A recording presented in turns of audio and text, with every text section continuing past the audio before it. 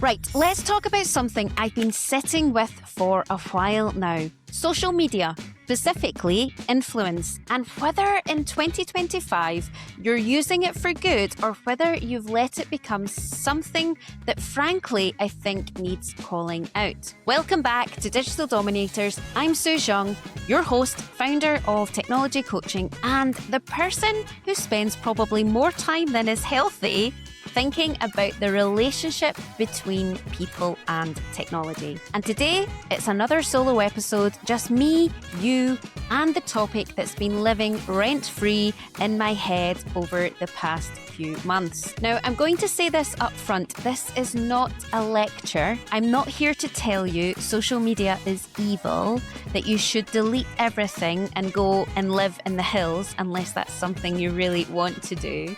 That's not really my style, and that's not why you're here as well.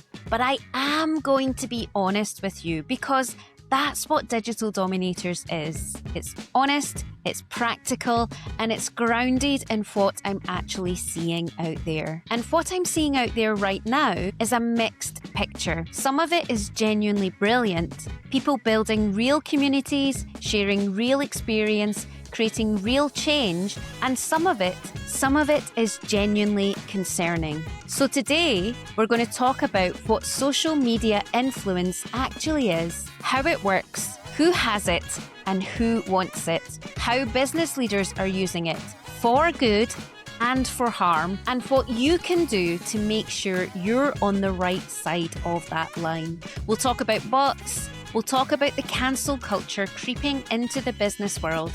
We'll talk about young people and why what we do online actually matters more than most of us realise. And then, because this is Digital Dominators and we always end with an action, we're going to talk about how you can use that influence, use your influence, whatever size your platform is, to build something that lasts. So let's get into it. So, social media influence, what does it actually mean? At its most basic level, social media influence is the ability to affect what other people think, feel, do, or buy by virtue of your presence on a platform. Your content, your voice, your audience. And here's the thing, influence isn't a number. It's not a follower count, and it's not a blue tick. It's not your engagement rate. Those are metrics. That's the data. Influence is what happens in someone's head or heart after they've seen your content, whether they think differently, whether they act, whether they want to do something with you or without you. Now, when most people hear the word influence, they picture a 20-something with perfect lighting, holding a smoothie, telling you protein powder that changed their life. This is a type of influencer, yes, but it's a narrow view of what an influencer is. Influencers exist on every platform, in every niche, at every scale. The person with 3,000 followers who built a genuinely engaged community of small business owners, that's influence. The B2B professional sharing real insight on LinkedIn every week who gets DMs saying, "This changed how I think about my business," that is influence. And the business leader who has built a following because they have something worth saying, that is influence too. So let's break down how influence actually behaves differently depending on where you are.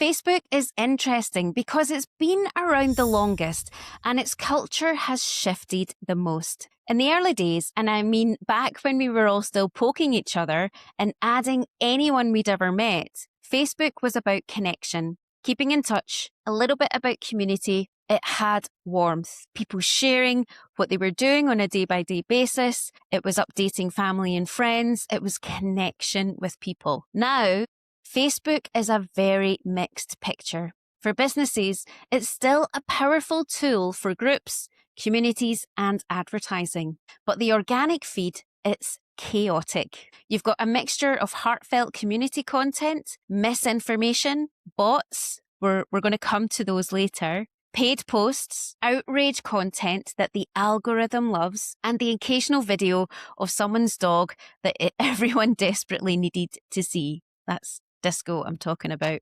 Instagram started as a photo platform and became a lifestyle platform and is now a content platform competing with TikTok for short form video.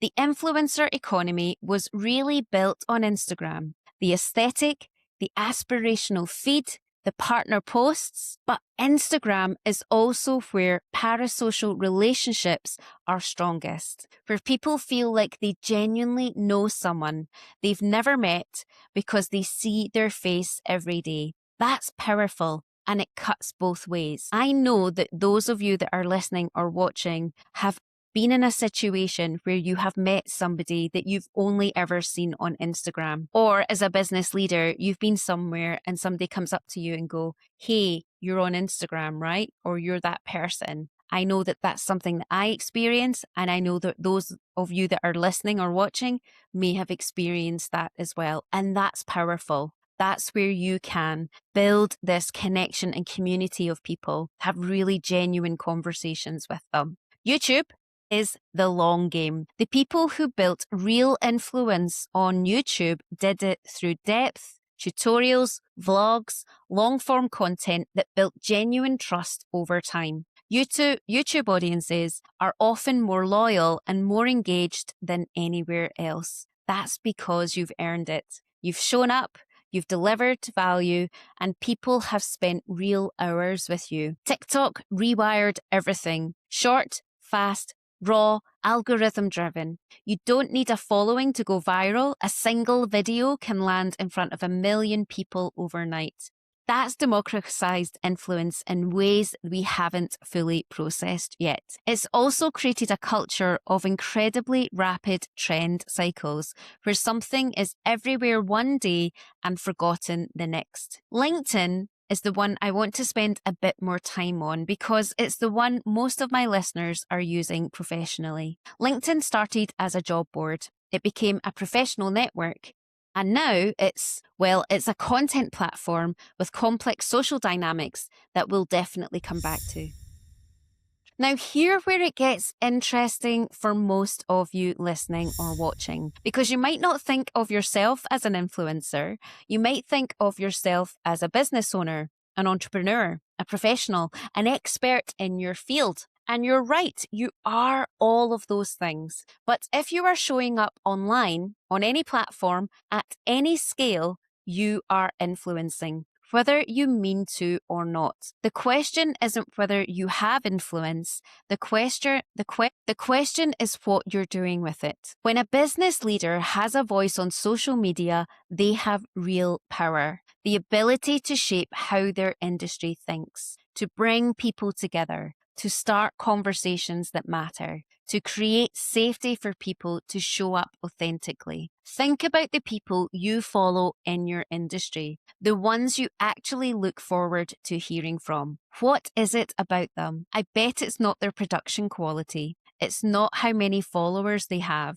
And if it is, you maybe need to think about why you're following them in the first place. It's that they say something that's worth saying. They make you think. They share what they've actually learned. They're honest about the hard bits as well as the wins. That is leadership through influence, and it's one of the most powerful tools a business owner has right now. Now, having an opinion, a real one, not a carefully hedged non-opinion, is terrifying for a lot of people, myself included. I get it. Because the second you have a point of view, you're open to disagreement. And in 2026 on social media, disagreement doesn't always look like a polite debate. But here's what I've learned from building digital dominators, from having guests on the show who are doing incredible work, and from watching people who've built genuinely influential platforms in our space. Saying nothing is not safe. It's just invisible. The leaders who are building lasting influence are the ones who are willing to say something, who are willing to stand for something, and who do it in a way that's consistent, thoughtful, and grounded in actual value. So what does it mean to use your influence well? It means being clear on what you actually stand for, not just what gets engagement. It means sharing knowledge generously, not just the polished highlights. It means being honest when things are hard, when you've made a mistake, when the industry needs to hear something uncomfortable. It means building a community, not just an audience. An audience consumes, a community participates. And the difference between the two is whether you're creating genuine connection or just broadcasting. And it means being careful, genuinely careful about how your voice lands, because influence at scale is a responsibility, not just an opportunity. Okay, I said I was going to be honest, and this is the section I really mean it. Because I've been watching something happen in the online business space and increasingly in what I describe as the small business and coaching world specifically, that I think needs to be called out. I've seen business leaders deliberately use their platforms to pull other business leaders down. I don't mean disagreement. I don't mean calling out genuinely harmful or unethical behavior. Both of those have a place and are important. I mean something more calculated than that. I've seen people use their following as a weapon, rallying their audience against another person in the space, encouraging pylons, sharing posts that are designed to damage someone's reputation, using the language of accountability while actually doing the work of self-promotion. And the person being targeted often has no idea that it's coming. They haven't done anything wrong. They've just perhaps got a platform that someone else resents, or they said something that the other person disagrees with, or they're in a similar space and growing faster. It's not calling out, it's calling in followers. And it's one of the ugliest things I've seen in the online world in a while. This is why I've found it really important to address this, because the points that I'm going to bring now are going to help you understand why it's important to understand how social media works in general. Social media, and I genuinely believe this, was built for connection. It was built to collapse distance, to let people find their people, to let ideas travel further than a conference room or a local networking event. And for a long time, that's what it was doing. When I first started using social media back in 2006, 2007, I was living in Japan, and it was my only way to connect with people back home. It was only the ability for me to connect with people that I had met on my travels for the 4 years that I lived in Japan.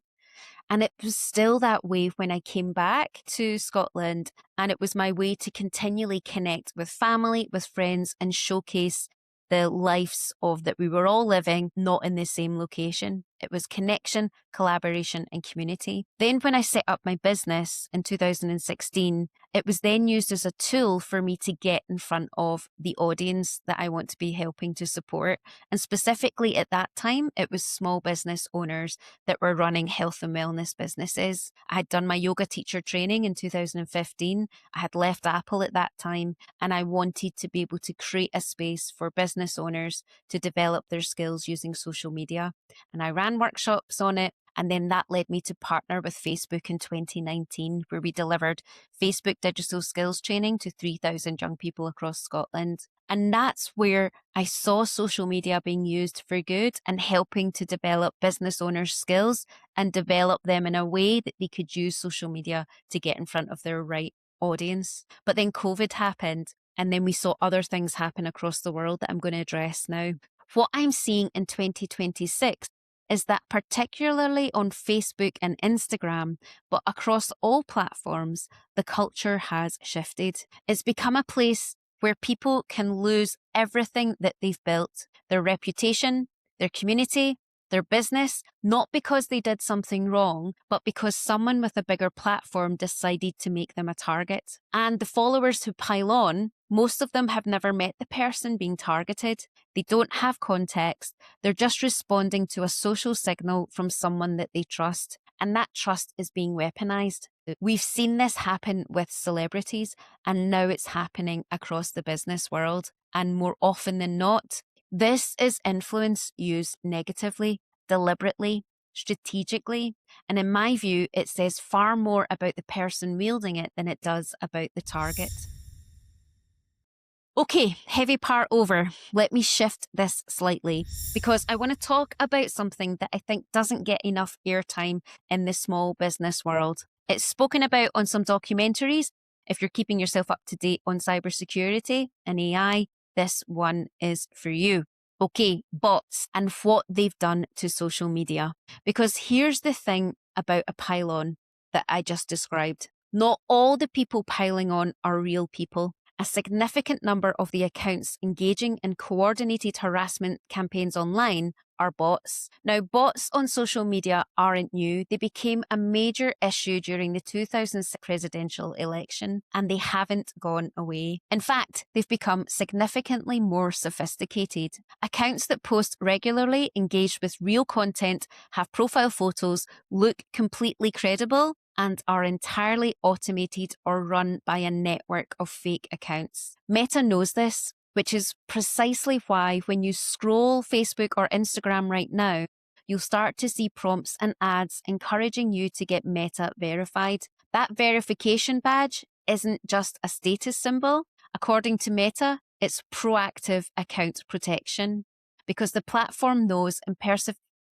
impersonation and bot activity is rampant, and they're trying to create a layer of accountability whilst also generating income from it at the same time. That in itself tells you something really important.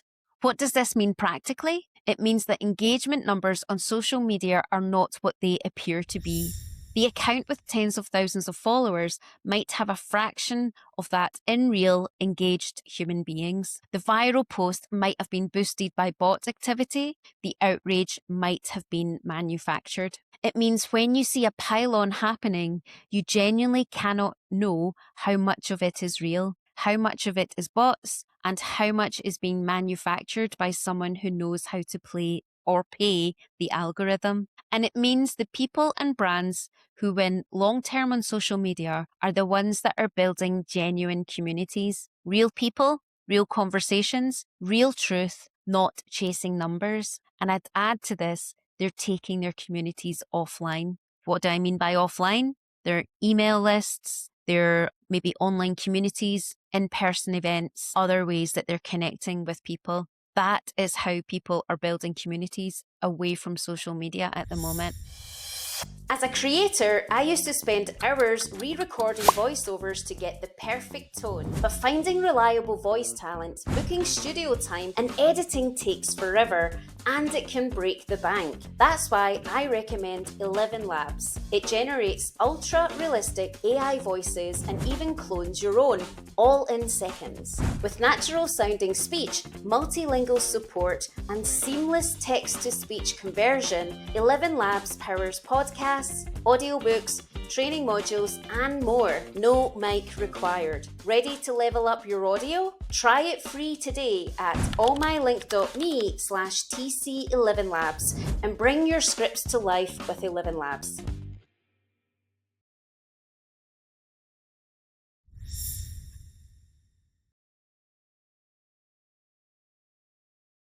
I want to take a moment here to talk about something that matters to me beyond the business conversation. Because when we talk about what influence looks like on social media, the cancelling, the pylons, the performative outrage, the bots, we can't have that conversation without talking about what young people are absorbing from it. The behaviours that happen online don't stay online. We've seen it play out in schools, in universities, and workplaces. And I know that my teacher friends that maybe listen to this or watching this have told me the countless stories that they're dealing with in schools at the moment.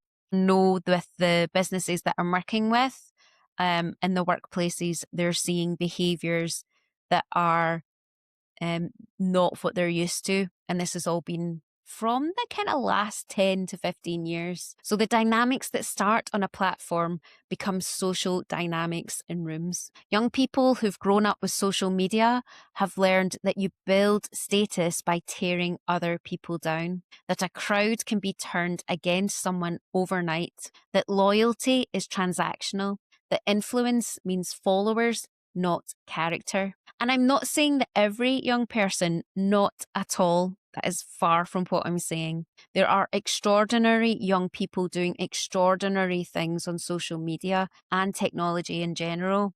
They're using it to be able to showcase a better world that they want to generate. They're building communities of kindness, sharing expertise, using platforms to mobilize support for things that they genuinely feel and that matter to them. But we'd be naive to ignore what the more toxic side of social media culture is teaching people about how to treat each other.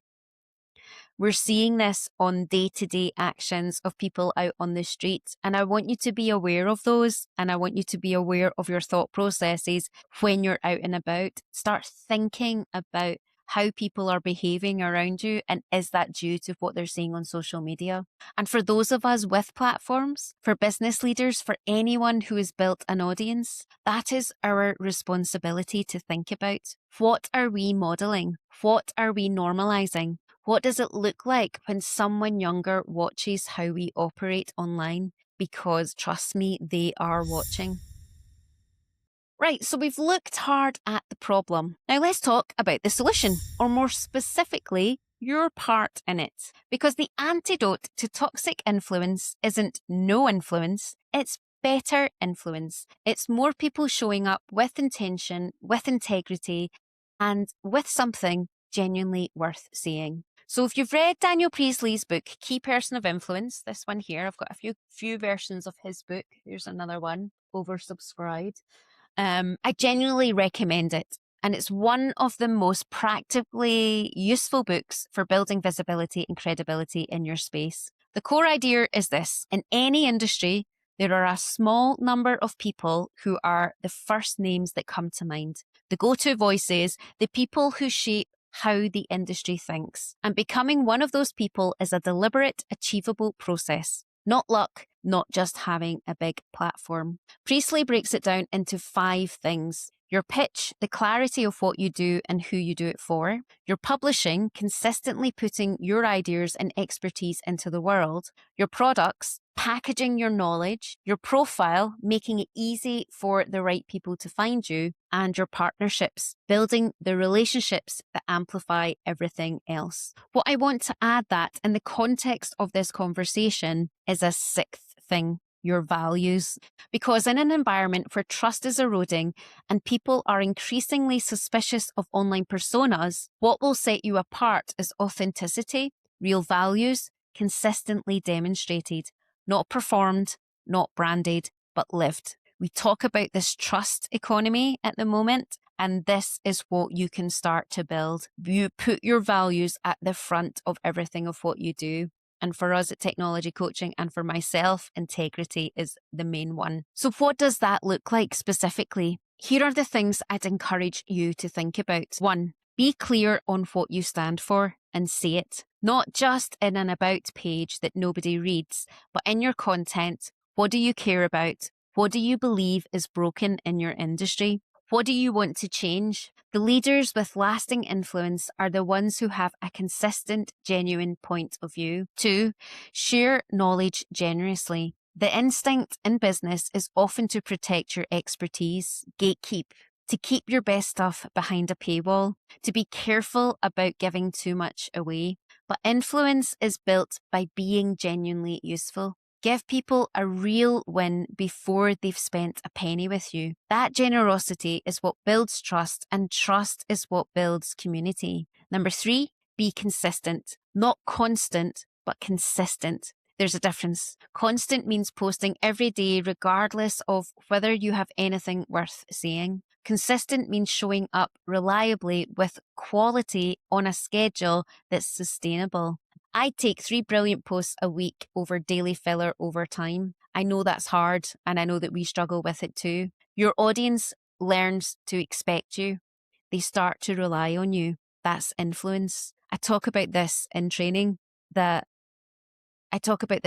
sessions. If you remember, we used to have a schedule when things were on the television. We used to know that the postman arrived at a certain time every day. We used to know that the newspaper would be out at this certain time on a day.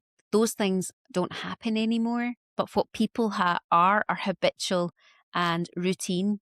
based. And so if they know that they can expect something from you on a weekly basis, that's when they can start to rely on it. Even though on social media we have no control over when people see our content, it's something we have control over as business owners. So one for us, for example, is our LinkedIn newsletter.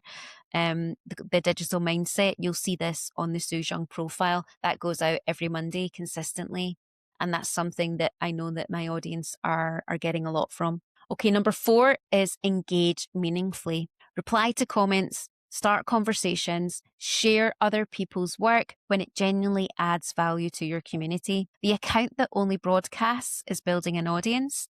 The account that also listens and responds is building a community. And a community is what sustains influence long term. Number 5, use your platform to lift, not to tear down. And this is something I'm really passionate about. In an environment where pylons are becoming a dark part of online culture, being the voice that does the opposite, that celebrates other people's wins, that shares credit, that calls out ideas rather than attacking individuals, that stands out. It builds trust, and over time, it becomes part of your reputation. It puts your values at the forefront and helps to build that trust with your prospective customers or clientele. Number 6, be honest about the hard stuff. The polished highlight reel builds followers in the short term. Honest, vulnerable, real content builds community long term. That's why the videos of people sitting in cars do really well over the ones that take an hour, that are fully templated, and they tend to not do as well than just the ones where people are being real. You don't have to share everything, but sharing the things that were hard, the mistakes, the pivots, the moments you nearly gave up, makes you human, and humans connect with humans. Before I wrap up, I want to speak to something a bit different, because this applies whether you're a solo business owner, a small team, or working within a larger organization. Your employees, the people who work with you, for you, or alongside you, are influencers for your brand, whether they know it or not, whether you've thought about it or not. Every time someone in your team talks about their work online or in person or in a Zoom call with a client, they're shaping perception. They're extending your brand's reach. They're either building or eroding the trust you've worked to create. And here's the opportunity that most businesses aren't taking full advantage of. When you support your people to build their own professional presence online, to share their genuine expertise, to be proud of where they work and what they do, you're not just giving them something, you're multiplying your reach in ways that no advertising budget can replicate. Think about it. You have one voice. Your team members collectively have many more. Each of them has their own network, their own relationships, their own credibility in their own circles. When they show up authentically and talk about the work that they're doing, not in a scripted corporate way, but genuinely as a person who cares about their craft, that spreads. And the organizations that understand this are the ones that are investing in helping their people build personal brands alongside the company brand, teaching them how to show up well on LinkedIn, encouraging thought leadership, creating a culture where expertise is celebrated and shared, not kept behind flipped doors. And that's something that we help businesses with in our social media marketing CPD accredited course. We help your businesses be better shown up online, and the employees that are part of that too. And on the flip side, if you're an employee, not a business owner, this applies to you too. Your professional profile, your posts, the content you share, the conversations you have online, all of that is building something. Your reputation, your expertise, your influence. Be intentional about it. Be the person in your industry who is worth following. Be the colleague who amplifies great work. Be the mentor, offline and online, who makes it easier for the next person coming up. That's how we shift culture, one person at a time, choosing to use their platform for something worthwhile. So, social media influence, positive or negative? Here's my honest answer. It's both. And which one it is depends entirely on the person holding it. The platforms themselves are neutral. They're tools. The algorithm is incentivized to show us what keeps us engaged, which, as we know, isn't always what's good for us. But the content, the communities, the way people choose to use their voice, that's ours to shape.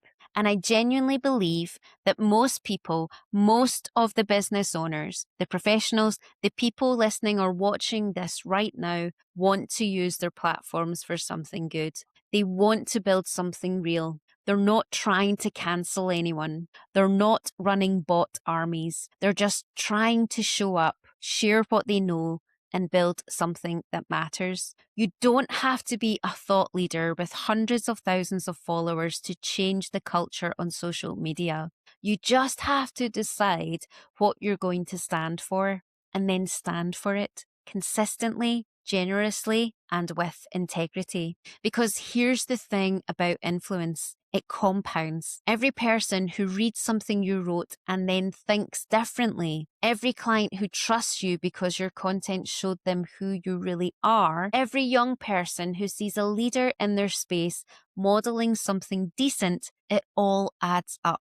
It's that ripple effect, right? The stone in the pond that creates those ripples, and they get bigger and wider as they go throughout the entire pond. The people who are using social media to tear others down are making a lot of noise, but the noise fades. What you're building, a real community based on real trust, showing up with real value, that lasts. So, what kind of influence do you want to build? Before I let you go, a quick challenge. Have a look at your last 10 posts on whatever platform you're most active on. Ask yourself, are they doing what I actually want them to do? Are they building the community I want? Are they showing up in a way I want to be known for? If the answer is yes, brilliant, keep going. If the answer is, I'm not sure or not really, then that's your starting point. Not a crisis, just information. Because the best time to get intentional about your influence was yesterday, and the second best time is today. If you want to carry this conversation forward, come and find us at the Digital Dominators community. That's at technologycoachingonline.com/digital-dominators. The link's in the show notes around this video. You know where to look for it. It's a space full of people who are doing exactly this, trying to show up well, use tech and social media with intention, and build businesses they're actually proud of. So come and join us. And if you haven't yet taken the Digital Mindset Quiz, it's a great way to understand where you are at right now on your digital journey. What's working? What needs attention, and where to focus next. That's at technologycoachingonline.com/quiz. That's also around this video and in the show notes. So thank you for spending time with me today. This episode was one that I genuinely needed to make, and it took me time to get it written effectively and shared so that I can get this over to you in the right way, because it is something that I'm quite passionate about making sure that everywhere is a safe space for people, no matter what their views are, no matter what their opinions are. And us as business leaders have that opportunity to create the environments that we want to see, be the change that you want to see in the world. And I genuinely hope that this gave you something to think about. So I'll see you in the next episode.